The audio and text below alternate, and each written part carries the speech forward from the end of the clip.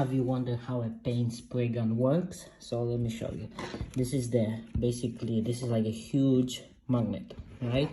So when you give power, basically moves this thing back and forth, and this one moves this one.